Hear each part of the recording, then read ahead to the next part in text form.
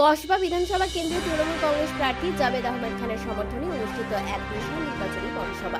এই পথসভায় দেশ বাঁচাও গণমঞ্চের পক্ষ থেকে বিপুল সংখ্যক মানুষের উপস্থিতি নজর কেড়েছে। অনুষ্ঠানে বিশিষ্ট অতিথি হিসেবে উপস্থিত ছিলেন খ্যাতনামা চলচ্চিত্র পরিচালক হরনাথ চক্রবর্তী, বিশিষ্ট সাংবাদিক সুমন ভট্টাচার্য এবং তৃণমূল কংগ্রেসের মুখপাত্র প্রতীকুর রহমান। তাদের উপস্থিতিতে সভার গুরুত্ব আরও বৃদ্ধি পায়। সভা থেকে প্রার্থী জাভেদ আহমেদ খান সাধারণ মানুষের কাছে উন্নয়নের ধারাকে বজায় রাখতে এবং আসন্ন নির্বাচনে তৃণমূল কংগ্রেসকে সমর্থন করার আহ্বান জানান।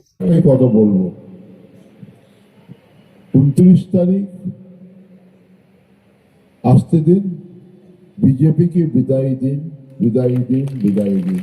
নির্বাচনী প্রচারে জাভেদ আহমেদ খানের নেতৃত্বে কি বলবেন? আমার নেতৃত্বে না, ওরা নিজে প্রকাশ্য করে ওদের ইচ্ছে প্রকাশ্য করেছিল যে আমরা এটা করতে চাই। আমরা বলেছি মঞ্চ ওরাই তৈরি করেছে, ওদের আমরা তাদের ধন্যবাদ জানাবো।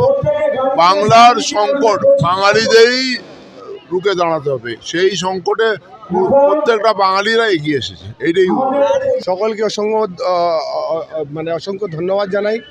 আজকে এখানে জমজমাট আজকে প্রচার হয়েছে, ঐতিহাসিক একটা দিন, যেহেতু অনেক বুদ্ধিজীবীরা এখানে এসে আজকে অ্যাপিল করে গেছেন যে কী কারণে তৃণমূলকে ভোট দিতে হবে। এই ভোটটা কিন্তু ভোটের লড়াই নয়, এটা বাংলার অস্মিতার লড়াই। উপস্থিত সমর্থকদের উচ্ছ্বাস এবং জনসমাগম এই পথসভাকে কার্যত এক শক্তি প্রদর্শনে পরিণত করে। তাকে বরণ করে নিলেন জাভেদ খান, সঙ্গীত শিল্পী অমিত কালী, তাকে বরণ করলেন জাভেদ খান। যদি রাত্রে বলে তাহলে মাল খেয়ে বকছে, আর যদি দিনের বেলা বলে তাহলে জানবে যে আগের দিন রাত্রে ঘুমটা ভালো করে হয়নি, স্বপ্ন দেখেছে, সেই স্বপ্নের হ্যাংওভার আছে। স্বপ্ন দেখা ভালো, পশ্চিমবঙ্গে কোনো মানুষ যদি স্বপ্ন দেখে ভালো, দিবা স্বপ্ন দেখা খারাপ। হেমন্ত সোরেন একটা সাংবাদিক বৈঠকে তিনি বলছেন যে আমি ওয়াদা করছি, আমার যা লোক দেখেছি, যা জয় শ্রীরামের ধ্বনি শুনেছি, আজকে যে ইন্টারভিউ সেখানে বলছে যে বেঙ্গলে 200 থেকে 220টা সিট নিয়ে সরকার গঠন করছে বিজেপি। যে মুখ্যমন্ত্রী নিজের রাজ্য সামলাতে পারে না, সে বাংলা সামলাতে এসছে।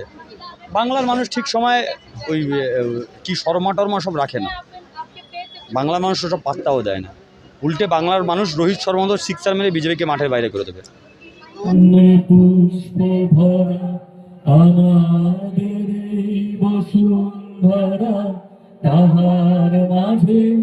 আছে দেশের সকল দেশের সেরা, ও সে স্বপ্ন দিয়ে তৈরি সে দেশ, স্মৃতি দিয়ে ঘেরা। এবার আপনারা করবেন, এমন দেশটি কোথাও খুঁজে পাবে না গো তুমি, সকল দেশের রানী সে যে আমার জন্মভূমি, সে যে আমার জন্মভূমি, সে যে আমার জন্মভূমি।